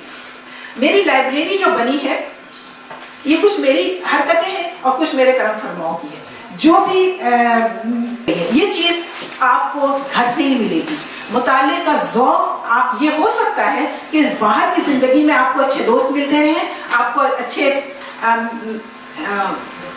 ایسے نگران اور ایسے سرپرست حضرات ملتے ہیں جو آپ کی مطالعے کی زندگی کو ایک نہج پہ رکھیں, لیکن بنیاد جو پڑے گی وہ گھر سے پڑے گی. بنیاد کہیں باہر سے نہیں پڑتی, وہ گھر سے پڑتی ہے. اور وہ اگر گھر میں معاملہ کمزور ہے تو بنیاد کمزور ہوگی, اگر گھر میں معاملہ مضبوط ہے تو بنیاد بھی بہت زیادہ مضبوط ہوگی.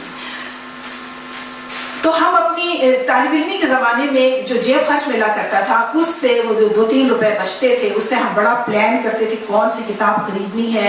اس میں بھی ہم صدر میں بڑی اچھی کتابوں کی دکانیں ہوتی تھی, سب بند ہو گئی, مطلب بہت ساری بند ہو گئی ہیں.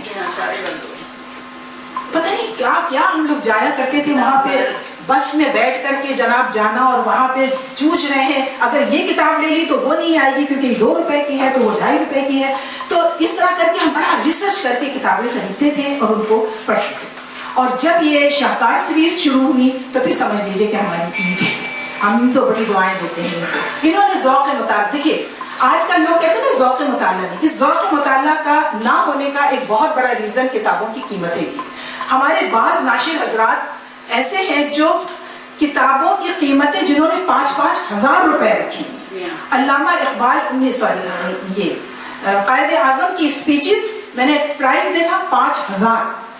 لاہور میں ایسے 3 آدم خور اور کتاب خور پبلشر بیٹھے ہیں, میں نام نہیں لوں گی بری بات ہو جائے گی, لیکن وہ ان کی آدم خوری کا انداز اور کتاب خوری کا اندازہ یوں لگائیے کہ ایک کتاب 250 صفحے کی A4 سائز میں, اس کی قیمت 250 صفحے کی کتاب, اس کی قیمت میرے حساب سے بس زیادہ سے زیادہ 700 ہونی چاہیے, 700-800, کیونکہ میں کتابیں بھی چھاپتی ہوں. تو میرا اپنا پبلشنگ ادارہ ہے تو میرے حساب سے اتنی ہونی چاہیے. اب جب کتاب آپ دیکھ رہے ہیں 7500, اب آپ مجھے بتائیے, اور خاص طور سے کووڈ کے زمانے میں جب لوگوں کے روزگار بھی لگے ہوئے نہیں ہیں, کہاں سے لوگ 7500 کی کتاب خریدیں گے؟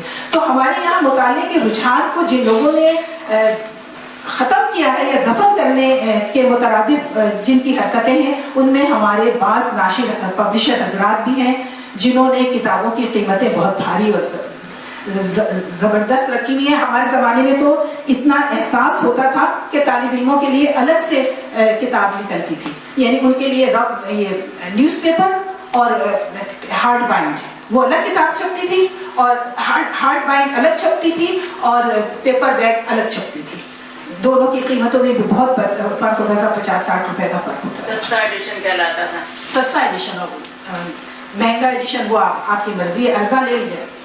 تو اس طریقے سے کتابوں کے مطلب مطالعے کے رجحان کو ختم کرنے میں ہمارے ناشر حضرات کا بھی بہت بڑا ہاتھ ہے. اور میں چونکہ خود پبلشنگ کے ادارے میں ہوں, اور میں نے تقریباً 250 کتابیں ہم چھاپ چکے ہیں, زیادہ تر اسلامی تاریخ کے حوالے سے ہوتی ہیں. تو لیکن ان کی قیمتیں انشاءاللہ تعالیٰ اس سے لوگوں کو شکایت نہیں ہوگی, ہم اپنا خرچہ ہی نکالتے ہیں بس. تو یہ میری طالب علمانہ زندگی کی ایک ہلکی چھوٹی موٹی رودات ہے. مجھے جو موضوعات پسند رہے ان میں ادب اور تاریخ, ان دو سے تو میں ہمیشہ جڑی رہی ہوں. ادب اور تاریخ ان میں نے ہمیشہ پڑھا ہے اور مجھے بڑا مزہ بھی آتا ہے. اور اس میں مجھے جو سب سے زیادہ چیز پسند ہے وہ سوانح عمریاں پڑھنے کا مجھے بہت شوق ہے. میں نے مجھے کبھی نہیں بھولے گا, اب دیکھتی ہوں کتنے لوگ ہاتھ اٹھائیں گے, کہ مجھے کبھی نہیں بھولے گا کہ میں نے جو پہلی سوانح عمری پڑھی تھی وہ مادام کیوری نامی ایک کتاب تھی. میں نے ان کے اوپر پوری کتاب لکھی ہے. اچھا ماشاء اللہ. تلخیص کی ہوئی ہے ان کے اوپر موٹی کتاب ہے. دیکھنا پھر ایسے مجموعے میں بات کرنے کا مزہ آتا ہے. 12 خواتین میں قسمات چھپی تھی وہ. اچھا مجھے یہ نہیں پتا. ہم نے تو اتنی موٹی سی تھی کتاب, چھوٹے سائز کی موٹی سی تھی, اوپر میڈم کیوری کی تصویر بنی ہوئی تھی, اور یہ پتہ نہیں ترقی ادب والوں نے کس نے شائع کی تھی. میں اس زمانے میں پتہ نہیں کالج میں پڑھتی تھی, اور میں نے یہ کتاب جب پڑھی تو یقین جانے اس کا میرے اوپر اتنا اثر ہوا کہ میں آپ کو بتا نہیں سکتی. یہ میں صرف 2 منٹ میں بتاتی ہوں. یہ ایک یعنی جو اس کی رودات شروع ہوئی 18, 19, 20, 21 سال کی وہ لڑکی تھی کیوری جو تھی, اس کا نام کیا تھا, مادام کیوری وہ کہلاتی تھی. ہاں مادام کے بعد میں بنی تھی. تو یہ جو محترمہ تھی کیوری, یہ 20-21 سال کی عمر میں, ان کے یہاں دیکھیے ہمارے یہاں فیملی سسٹم ہے, یورپ میں تو یہ فیملی سسٹم نہیں ہے, اور اس وقت بھی ختم ہو رہا تھا. تو اس کو کوئی فیملی بیکنگ نہیں تھی, اس کو پڑھنے کا شوق تھا, تو یہ نکل پڑی اور پیرس یونیورسٹی پہنچ گئی. یہ فرانس کے پولینڈ کے کسی پسماندہ سے علاقے میں رہتی تھی, اور وہاں پر اس کے 1-2 بھائی تھے, اور اس نے اپنے بھائیوں سے کہا, باپ مر گیا تھا, ماں ایسے ہی ہاؤس وائف تھی, یہ بچوں نے اپنی زندگیاں خود بنانی تھی, تو اس نے اپنے بھائیوں سے بھی کہا, ایک بڑا بھائی تھا ایک چھوٹا بھائی تھا, کہ اگر تم لوگوں کو اپنی زندگیاں بنانی ہے تو یہاں سے نکلو. کچھ چھوٹا سا گاؤں تھا پولینڈ کا, تو اور میں بھی جا رہی ہوں. اور یہ ایک اس کے جسم کے اوپر ایک ڈریس تھا, اور اس کے پاس ایک پوٹلی تھی جس کے اندر کچھ رہا ہوگا, کچھ چیزیں نہیں ہوں گی. اور وہ پہنچ گئی پیرس, اور پیرس یونیورسٹی, اور وہاں جا کر کے اس نے ایڈمیشن لینے کی کوشش وغیرہ کی. کچھ اس نے کام کیا ادھر ادھر, اس کے پاس نہ پہننے کو ہوتا تھا, نہ کھانے کو ہوتا تھا, نہ پینے کو ہوتا تھا. پتہ نہیں اس نے کہاں سے محنت مزدوری کر کے, اور یا جو گھر سے پیسے لے کر آئی تھی اس سے اس نے ایڈمیشن لے لیا, اور اس کے بعد اس نے پڑھنا شروع کیا. ایک دن وہ کلاس میں بیٹھی ہوئی تھی تو وہ بے ہوش ہو کے گر گئی. جب پوچھا گیا, اس کی ٹیچر آئی, یہ وہ پتہ چلا کہ 2 دن سے بھوکی تھی, تو اس لیے وہ بے ہوش ہو کے وہ گر گئی. اب ظاہر ہے وہ فیس بھرے گی یا کتاب خریدے گی, یا کسی. میرے استاد تھے, اللہ تعالیٰ علی کے رحمت کرے, علی محسن صدیقی صاحب, وہ مجھ سے کہتے تھے, انہیں پتا تھا. میرے بھی استاد. اچھا, تو وہ مجھ سے کہتے تھے. میری بھی نہیں, میری 10-12 سال ہفتہ وار بیٹھک ہوتی تھی ہماری. موئی عارفی صاحب ہوتے تھے ان کے گھر پہ, وہ میرے پڑوسی تھے. تو جو علی محسن صاحب ہیں ان کے ساتھ میری 10-12 سال تک بیٹھک ہوئی ہے ہفتہ وار نشست میں, جو مغرب کے بعد سے عشاء سے شروع ہو کے 12 بجے تک ختم ہوتی. عزیز آباد میں, تو عزیز آباد میں. تو علی محسن تقوی صاحب کی ایک خوبی جو میں نے دیکھی, جو میں نے کسی اور میں نہیں دیکھی, وہ یہ دیکھی کہ ہم دوران گفتگو کسی کتاب کا نام لیں, کسی شخصیت کا نام لیں, کسی تاریخی واقعے کا نام لیں, فوراً یعنی ان کی ایسی زبردست میموری تھی کہ تمام جزئیات کے ساتھ وہ A to Z ہمیں پوری اسٹوری سنا دیتے تھے. تو یہ بہت بڑی خوبی تھی ان کی, حافظہ بڑا کمال کا تھا, بہت کمال کا تھا, اور آخری وقت تک رہا. بالکل. یعنی ان کے انتقال سے تقریباً 1 سال پہلے آخری میری ان سے ملاقات ہوئی, جو میں گھر میں گئی تھی, اس وقت بھی وہ مجھ سے باتیں کر رہے تھے کتابوں کے حوالے سے. تو میں ابو نصر صاحب کی بات تو نہیں ٹال سکتی, لیکن یقین جانے میرے پاس کچھ نہیں ہے. اور دوسری بات یہ کہ مجھے کچھ اپنا یاد بھی نہیں رہا. ایک زمانہ تھا کہ اتنا کچھ یاد رہتا تھا کہ ہم بیت بازی جو ہوتی تھی اس میں جس ٹیم میں ہم چلے گئے, اب پتہ چل گیا کہ یہ ٹیم تو جیتنی ہے. سینکڑوں ہزاروں شعر جو ہیں وہ زبان پہ دھرے رہتے تھے. لیکن جب سے محسن صاحب نے مجھے یہ کہا بار بار کہ دیکھو تم نے کرنا کیا ہے, میرے کو سب پتہ نہیں کیا کرنا ہے, بس ابھی تو پڑھ رہے. تو کہنے لگے اگر تم نے تحقیق میں اپنا نام بنانا ہے تو تم نے یہ شعر و شاعری اور ادب, یہ جو افسانہ نگاری ہے اس کو چھوڑ دو. میں نے کہا اچھا, تو چھٹی تو نہیں, کم ہو گئی, کم ہوتے ہوتے. لیکن جب میں واقعتاً جب میں تحقیق کی طرف آئی تو شاعری تو چھٹ گئی. شاید اچھی شاعری پڑھتی ہوں, لیکن اب کہنے کو کچھ نہیں رہا, بس ہو گیا. لیکن سر نے کہا تھا افسانے بھی لکھنے چھوڑ دو. تمہاری شناخت افسانہ نگار کے طور پہ نہیں ہونی چاہیے, تمہاری شناخت بس ایک موقع کے طور پہ ہونی چاہیے. ہمیں اس وقت شناخت ناخت کا تو کچھ نہیں پتا تھا, لیکن سر کی بات تھی تو یقیناً اس کو ویٹیج دینی تھی. لیکن ایک عجیب بات ہے کہ افسانہ تو بھائی مجھ سے آج تک نہ چھٹا.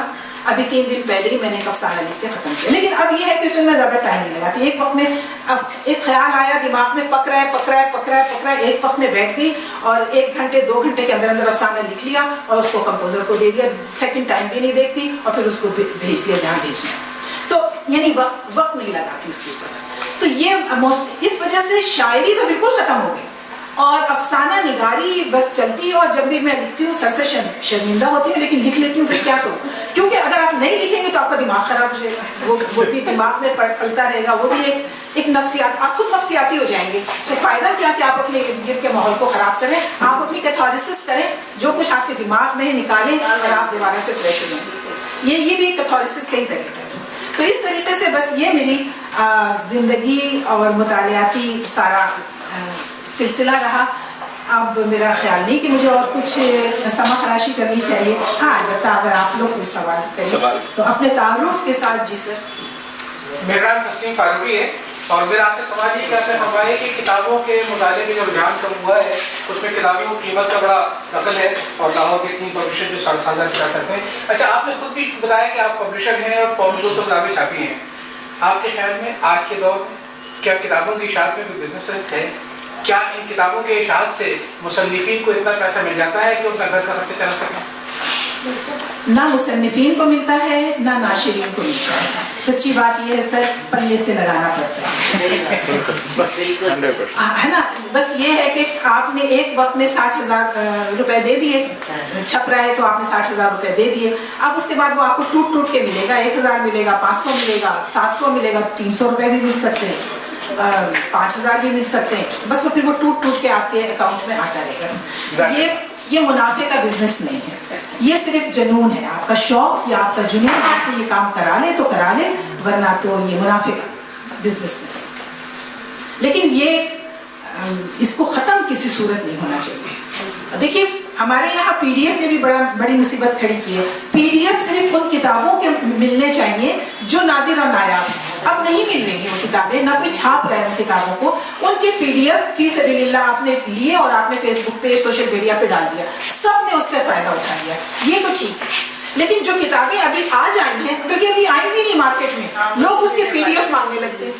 یہ بہت ایک حوصلہ شکن بات ہے. تو PDF کی ہمیں حوصلہ افزائی اس حوالے سے نہیں کرنی چاہیے کہ جو کتابیں اویلیبل ہیں وہ آپ لے لیں، وہ آپ خرید کے پڑھیں، اور جو اویلیبل نہیں ہے، جو اتنی نادر و یا ہندوستان سے چھپی ہوئی ہے پاکستان نہیں آ سکتی، یا پاکستان سے چھپی ہوئی ہندوستان نہیں جا سکتی، چلے ان کے آپ PDF پرووائڈ کرتے ہیں. لیکن پھر وہ چل جاتے ہیں، پھر وہ نکل جاتے ہیں، پھر وہ PDF ہی چل رہی ہوتی ہے، اسی کا فیشن پھر چل جاتا ہے. تو یہ ایک نقصان. کوئی اور سوال؟ یہ سلیم مغل صاحب. جی سلیم مغل ہمارے ساتھ یونیورسٹی میں تھے. جی ہم یونیورسٹی کے ساتھی ہیں، اسی لیے میں آج آپ کا نام سن. اچھا میں آپ کی بات سے نا تھوڑا سا اختلاف کروں گا یہاں پہ، اور میں اب ہر جگہ یہ بات کہنے بھی لگا ہوں کہ ہمارے یہاں جو لوگ بھی کتاب اپنی لے کے آتے ہیں نا، تو ان کے دماغ میں فوکس ان کی کتاب ہوتی ہے، وہ مضمون ہوتا ہے، وہ کہانی ہوتی ہے، وہ سبجیکٹ ہوتا ہے. لیکن جو سب سے پہلے جو دماغ پہ فوکس ہونا چاہیے وہ اس کی مارکیٹنگ ہونی چاہیے، جو لوگوں کو نہیں آتی. بدقسمتی سے خاص طور پہ مصنفین کو میں نے دیکھا ہے. میں اپنی مثال آپ کے سامنے رکھتا ہوں، مجھے آپ بتائیں. میں تو کہتا ہوں اتنا نفع والا بزنس ہے یہ. میری 2 کتابیں آئیں، چھوٹی سی کتابیں، دستک اور جستجو بچوں کی کتابیں تھیں. اچھا میرا تجربہ یہ تھا، مارکیٹ میں آپ 100 کتابیں رکھوا دیں، پھر 6 مہینے بعد جائیں تو بھی 20-30 رکھی ہوئی مل جائیں گی آپ کو. تو میں نے کہا نہیں، میں مارکیٹ میں نہیں رکھواؤں گا. میں نے 8 گاہک تلاش کیے، 2 کتابوں کو ملا کر ایک کتاب بنا دیا، اور میں نے 8 گاہک تلاش کیے جنہوں نے 1-1 ہزار مجھ سے وہ لینی، گویا 2-2 ہزار لینی. تو میں نے میرے خیال ہے 6 ماہ میں 16,000 کتاب بیچی. ٹھیک ہے، اگر آپ کی مارکیٹنگ اتنی جمی ہوئی ہے. دیکھیے ہم نے کتابیں تو شائع کر دی لیکن مارکیٹنگ کمزور ہے. جی Second thing, I am Sadia Abbas from Town Group newspaper. You have told us a lot of things about your teachers. ٹھیک ہے، summarize us 3 things. Yes. Then کہ آپ نے اپنے ٹیچر سے جو اساتذہ کی اپنی لمبی لسٹ بتائی ہے، 3 چیزیں جو آپ ہم جیسے لوگوں کو کیا بتانا چاہیں گے کہ 3 چیزیں ہم سمرائز کر دیں کہ کیا سیکھا مطالعے کے حوالے سے. جی ہاں، ٹیچرس جو آپ نے ایک لمبی لسٹ بتائی ہے، ہمارے پاس تو اتنا وہ نہیں ہے، ہم تو وہ ڈیجیٹل لوگ ہیں، ہم نہیں اتنا زیادہ کر سکتے ہو تو آپ نے 3 چیزیں کیا سیکھی؟ سیکنڈ تھنگ یہ ہے کہ ہم کتاب کو زندہ رکھنے کے لیے آپ جیسے لوگ ہمیں کیا ایڈوائس دیں گے، کیونکہ اب تو ہمارے پاس موبائل ہے اینڈ ڈیجیٹل ورلڈ ہے، کتاب کو زندہ رکھنے کے لیے آپ کیا لاہے عمل تجویز دیں گی؟ We have got 2 questions. 3 چیزیں اینڈ دین کتاب کو کیسے زندہ رکھا جا سکتا؟ جی، اساتذہ سے جو 3 چیزیں میں نے سیکھی ہیں وہ ایک تو مطالعے کی انتھک عادت لی ہے ہم نے ان سے، مطلب وہ ہمیں بہت زیادہ مطالعے کے اوپر بہت زیادہ انسپائریشن ہمیں ملتی تھی اپنے اساتذہ سے مطالعے کے حوالے سے، نمبر 1۔ نمبر 2، لکھنے کے حوالے سے انہوں نے ہمیں ایک اسلوب دیا، یعنی انہوں نے ہمیں لکھنے کا ایسا ہر طالب علم کے ساتھ ایسا نہیں ہوا ہوگا، لیکن مجھے لکھنے کا شوق تھا، میں لکھ کر کے سر کو دکھاتی تھی، تو میرے اساتذہ اس میں جو غلطیاں نکالتے تھے، آخر وقت تک میرے اساتذہ مجھ سے یہ کہتے رہے تمہاری تحریر صحافیانہ ہے، تمہاری تحریر محققانہ نہیں ہے، یعنی ہمیشہ وہ پورے پیج کے اوپر لال کر کے مجھے واپس کرتے تھے۔ تو دوسری چیز جو میں نے اپنے اساتذہ سے سیکھی ہے وہ لکھنا سیکھا ہے، مطلب منضبط انداز میں لکھنا، ریسرچ مطلب میتھڈولوجی کے حساب سے لکھنا، یہ میں نے اپنے اساتذہ سے سیکھا ہے، نمبر 2۔ اور تیسری چیز جو میں نے شاید اساتذہ سے سیکھی ہو یا شاید اور لوگوں سے کسی سے بھی مل کر کے سیکھی ہو، وہ ہے ٹائم مینجمنٹ۔ ٹائم مینجمنٹ دیکھیے ایسی چیز ہے کہ آپ ایک وقت میں 4 کام کر سکتی ہیں اور چاروں میں پرفیکٹ یہ ہو سکتا ہے۔ پہلے ہم سمجھتے تھے ایسا نہیں ہو سکتا، ایک کام کر رہے ہیں اسی پہ توجہ، لیکن یہ ایسا ہو سکتا ہے، اور اس کی ایسی میری عادت پڑ گئی، اس وقت میرے 3 پروجیکٹ اکٹھے چل رہے ہیں، یعنی 3 کتابیں میں ایک ساتھ لکھ رہی ہوں، اور ایک کچھ 2 گھنٹے اس کو دے دیے، 2 گھنٹے اس کو دے دیے، 2 گھنٹے اس کو، یا جو بھی میں نے اپنا ٹائم اسکیڈول جو ہے وہ سیٹ کر دیا۔ پورا گھر ملازموں کے بغیر آپ چلائیں، آپ خواتین سے میں مخاطب ہوں، آپ نے پورا گھر بھی چلانا ہے، آپ نے اپنے بچوں کو بھی دیکھنا ہے، آپ نے ان کے اندر مطالعے کی عادت بھی ڈالنی ہے، آپ نے اگر مہمان آ گئے اور 2 ہفتے آپ کے یہاں ٹھہرے ہوئے تو آپ نے انہیں دونوں وقت گھر کا پکا ہوا کھانا کھلانا ہے، فوڈ پانڈا کو فون نہیں کرنا ہے، اور آپ نے اس کے بعد پڑھنا بھی ہے، اور آپ نے اس کے بعد مطلب گھر کی میں، اور اگر آپ جاب کریں تو پھر آپ نے جاب پہ بھی جانا ہے، اور اگر آپ ساتھ ساتھ پی ایچ ڈی کریں تو آپ نے ساتھ ساتھ پی ایچ ڈی بھی کرنا ہے۔ میں نے یہ سارے کام ایک ساتھ کیے تھے، تو اس لیے صرف ٹائم مینجمنٹ، اگر آپ بستر چھوڑنے سے پہلے اپنے دماغ کی مشینری کو کام میں لائیں، یہ کرنا ہے وہ کرنا ہے، اچھا اس وقت یہ کر لیں گے، یہ کر لیں گے، یہ کر لیں گے، اب آپ اٹھ جائیں اور آپ لگ جائیں، تو یہ ممکن نہیں ہے کہ آپ 3 سے 4 کام بیک وقت نہ کر سکیں، اور یہ چیزیں میں نے اپنے اساتذہ سے سیکھی۔ اور دوسرا آپ کا سوال مختصر جواب دے دوں ان کو ساتھیوں کو۔ دوسرا سوال ان کا یہ تھا کہ کتاب کلچر کو یا مطالعے کے فروغ کے لیے آپ کیا تجویز؟ میرے پاس صرف ایک تجویز ہے، یہ چیز بہتر ہوگی گھر سے، بس میرے پاس صرف یہ تجویز۔ آپ اپنے گھر میں آپ ایک سورس آف انسپائریشن بن جائیں۔ میں آپ کو بتاؤں، میرے پوتے کی عمر اس وقت 11 سال ہے، ابھی جب میں آئی ہوں تو وہ مجھ سے پوچھ رہا تھا کہ داما وہ کہاں رکھی ہوئی ہے، انسائکلوپیڈیا بریٹینیکا میں، مجھے سیکنڈ ورلڈ وار کی جو وار اسٹریٹجی اس پر مجھے کہاں سے ملے گا، آپ مجھے نکال کے دے کر جائیں، اور میں اس کو نکال کے دے کر آئی۔ 12 سال کا بچہ ہے، انسائکلوپیڈیا بریٹینیکا، آدھا سمجھ میں آئے گا، آدھا سمجھ میں نہیں آئے گا، لیکن وہ مجھ سے پوچھ رہے۔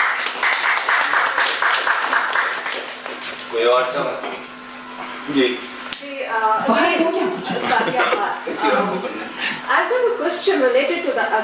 آپ نے اتنی ساری ڈائنامک اسٹڈیز کی، ٹھیک ہے، ادھر سے ادھر سے، اینڈ ماشاء اللہ سے 4000 ادب آپ نے بکس پڑھی، تو آپ نہیں سمجھتے کہ اس طریقے سے ادب جو ہے میں کیوس ہو جاتا ہے مائنڈ میں، کیونکہ تو سائیکالوجی کہتی ہے کہ دس از دا ایرا آف این اسپیشلائزیشن، ادب کی ایک ڈائریکشن ہونی چاہیے۔ فار ایگزامپل آپ کا بھی ہے کہ تاریخ دان ہے، محقق ہیں، افسانہ نگار ہیں اور شاعر ہیں، ایوری بڈی ہر ایک یہ کام نہیں کر سکتا۔